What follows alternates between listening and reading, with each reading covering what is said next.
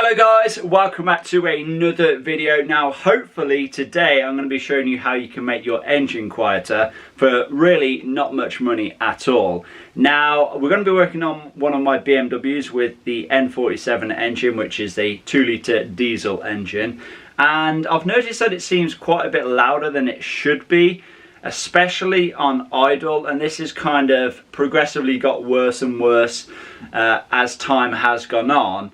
And now obviously this could be a mechanical issue, this could be an internal engine problem, but I really don't think it is. I think it's something much more simple. So yeah, we are going to try and find out what the issue is today. But yeah, without further ado, let's get outside and let's get cracking. Okay then, so here we have the N47 engine, of course, and let me show you first and foremost what I mean by it sounding slightly louder than I believe it should be. So let's get this thing fired up.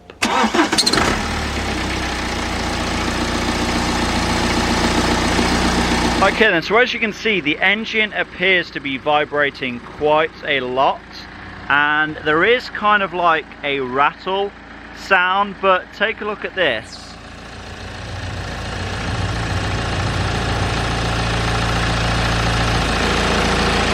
Can you hear the difference in sound?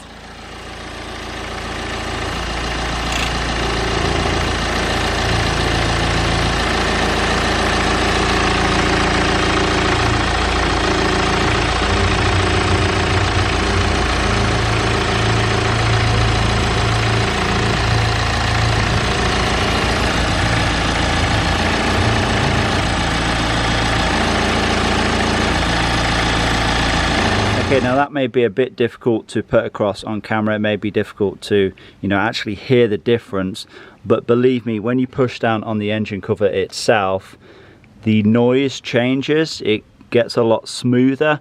So I think that we actually have an issue with the engine cover. Now I know there is some mounts on this, so that's exactly what I'm actually going to be replacing today. So if we lift the cover up, and then if we turn it over, you can see we have two mounts there. That's on the cover itself. And then at the back of the engine here, where it slots in, we have two more mounts. One on the intake manifold, and then one on this bracket here. Now they look quite worn to me. Now if they are worn, then essentially the engine cover is just going to be shaking around in there. And the same goes for these mounts as well. If these are loose, then they are going to allow the entire engine cover to move on these dowels here. So I guess we should start with removing those two mounts at the back then. Now I don't think they're glued in, I think they're just pushed in, to be honest, so I should be able to just remove them by hand, he says. Yeah. Oh yeah, you can see it's worn. See, that one has a slight hole in it. That means it's definitely worn. You can tell it's loose and it's not very firm now, so that's not going to help.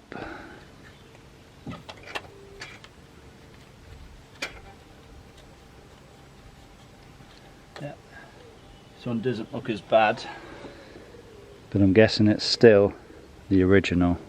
Just going to give it a bit of a clean in the holes.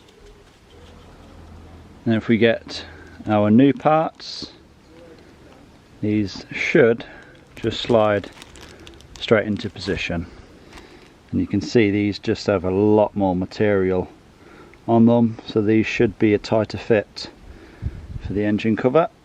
That is the two new rubber mounts then. Easy peasy.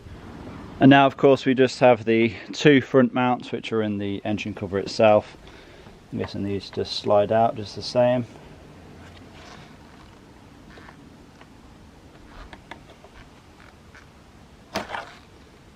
Yeah. Oh yeah, these look a bit squashed and a bit deformed. And that's not even a circle in there. It's kind of egg shaped. This one seems to have a much larger hole in, so this one has a lot more wear, if you can see. So this side's going to be looser essentially. Just compare it to our new parts. So this is how one of the mounts should look. This is how one of the mounts does look. Yeah, it's got to be a good few millimeters wider, the hole in the middle.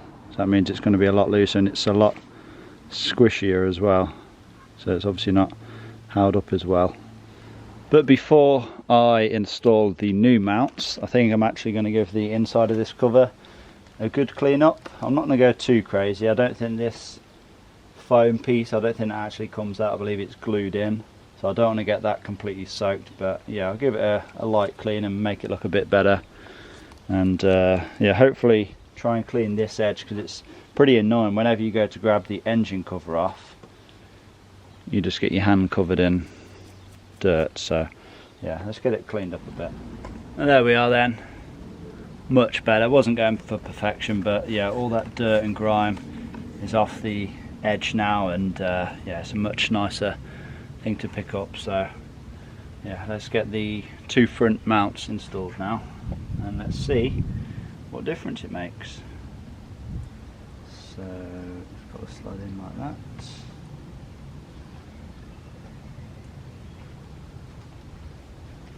Ah, that slid in nice.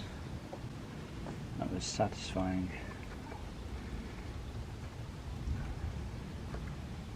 Oh, look at that. It's fully in. Yep, seated home. They are both snug in there. I think this is going to be so much better. Let's find out. Okay, moment of truth. Let's see how it fits.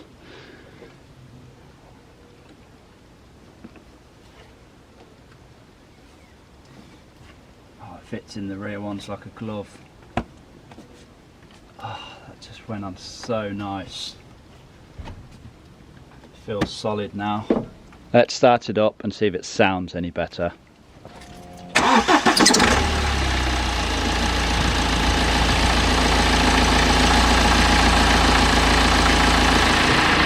I mean, it's definitely still vibrating, but I think that's the engine rather than just the engine cover. I mean, no engine is gonna be, you know, perfectly stable and smooth. I know the engine mounts are good because when I had the engine out, I inspected both of the engine mounts and they were completely solid.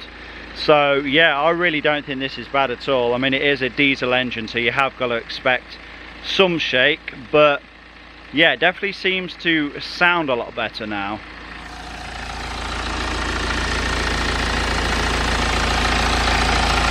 I can't hear the vibrating noise that what we was getting before.